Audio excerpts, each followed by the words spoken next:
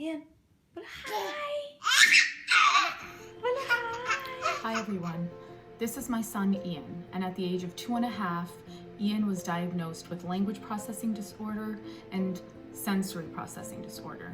Now with language processing disorder, that means that Ian had a hard time understanding the words that were coming out of my mouth. For example, if I asked Ian, what's your name? He would respond back with, Ian, what's your name? Rather than responding with the appropriate answer of, my name is Ian. Ian, what's your name?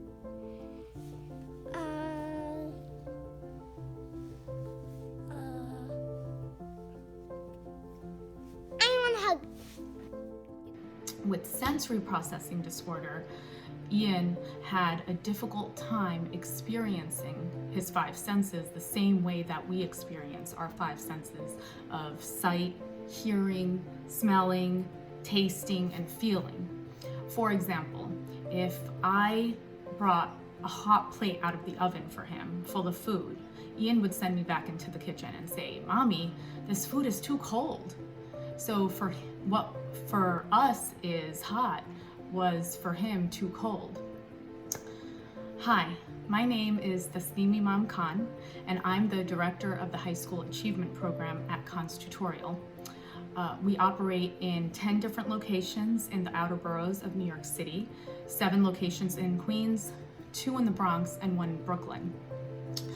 For those of you who aren't aware, Khan's Tutorial is a tutoring and mentorship company whose mission is to create upward mobility through education, through free community workshops, and through scholarships for underrepresented youth. We wanted to create a video series for you that helped children in our community who are experiencing developmental delays through speech and motor skills with tools and information that isn't readily available.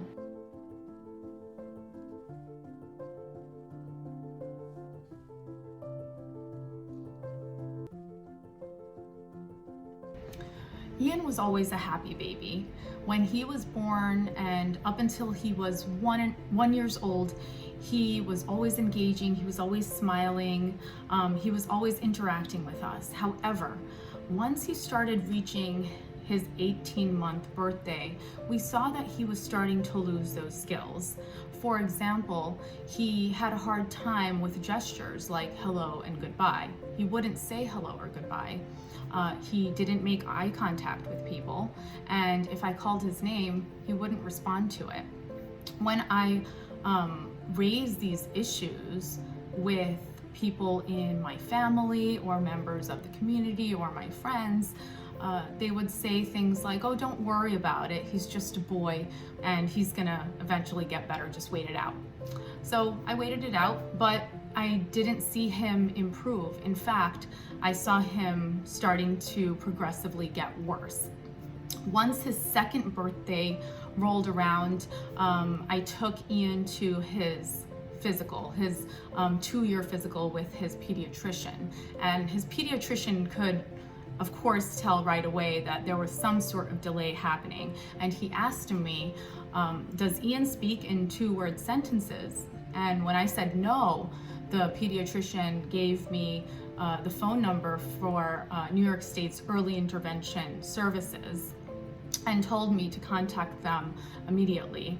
Unfortunately, I faced a barrier of my own that was self-created, and I didn't believe him, and I didn't believe a physician, and I was in denial, and I thought to myself, no, there's nothing wrong with him, even though inside I could feel that there probably was. I had been seeing the signs ever since he was 1 year old. But fortunately, after I waited 6 months, and after 6 months of the physician telling me to call early intervention, I finally did. And Ian was evaluated, and he was found to be in the bottom 2nd percentile for speech. Now that means that 98% of children in his peer group who are boys speak better than Ian does, and he's part of that bottom 2%. Needless to say, me and Yvonne, we were devastated when we heard the news, but at the same time, funny enough, we were also relieved because we had an answer. And we were also grateful that we had access to resources within our community that could help Ian improve developmentally. So after Ian was diagnosed with a speech delay, we also had other evaluations conducted for him for physical therapy and occupational therapy. Now with physical therapy, it's really testing his large motor strength. So the muscles in his legs or his arms or his core, which is his abdomen, those were all weak. Specifically his core is very, very weak.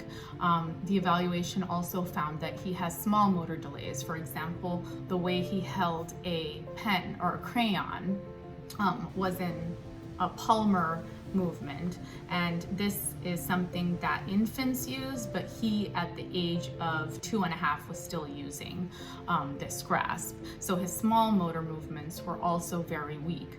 So he was evaluated and found to need speech therapy, occupational therapy, and physical therapy. He also had special education for a few months until they found that he actually didn't really need it.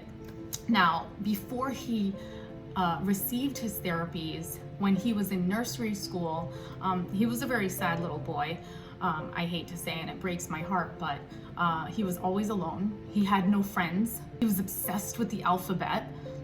And he would see letters everywhere he went.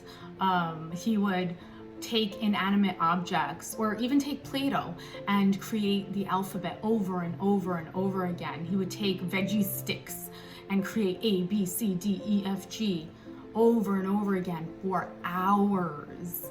And if you took anything out of its order, he would be very, very upset. So that's the way Ian was before. Now, after he started receiving therapy and after he got transferred to a new classroom by his nursery school, we could see improvements in 2 to 3 months. He was speaking back to us, not just repeating what I was saying, but he was actually responding to what I was saying. And most importantly, what I noticed is that he was smiling and he was happier and he wasn't sad anymore. He started having friends. And even though I could tell that he was struggling to understand his friends, the fact that he wanted to hang out with other children his age just gave me so much relief and so much happiness. So it really did take a village to make Ian better. He had a village of caregivers that includes his pediatrician, his school, his teachers, his therapist, his speech therapist, his occupational therapist, his physical therapist, his father, his older sister, and me, who had to take time out and reduce my hours at Khan's tutorial to understand how to help my son. And I'm so glad I did, because it was really worth it. Now he was reevaluated back in March 2020 by his speech therapist. And remember how he was in the bottom 2nd percentile for speech? Now he's scored in the 94th percentile for articulation and in the 97th percentile for language expression. So that translates to Ian, who wasn't even 5 at the time. He was turning 5. He, as an almost 5-year-old, can speak as if he is an almost 7-year-old boy. So I was just ecstatic when I heard this news. And you know, when I first heard of Ian's news when he was 2.5, 3, me and Yvonne were just so upset. We were so sad, and it was a really depressing situation for us. And I promised myself that after I learned all of the things that I needed to learn, after I understood how to help my son, that I would help our community some way, somehow.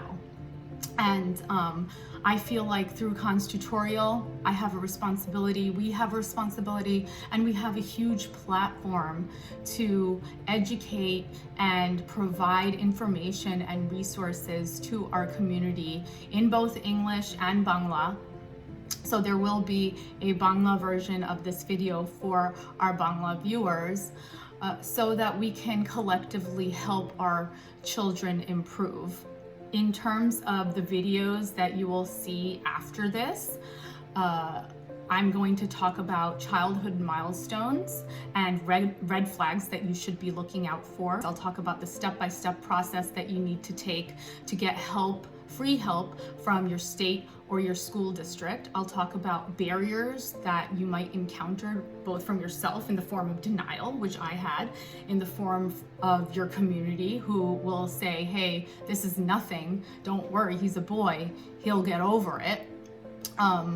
And we'll also talk about things that you can do at home to improve your child's speech and motor function. Things that our speech therapists and our occupational therapists and our physical therapists sent to us that we wanted to share with you in the form of videos, in the form of how-to videos that you can use at home.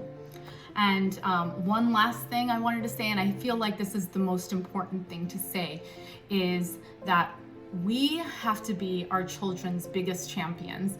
I know that it is so scary to see your child struggling to speak, struggle to walk, struggle to cut with a scissor or hold a crayon, struggle to play with others in the playground. They're always alone. They seem kind of in their own world, focused on particular objects for hours on end. That's scary. That's scary to me too.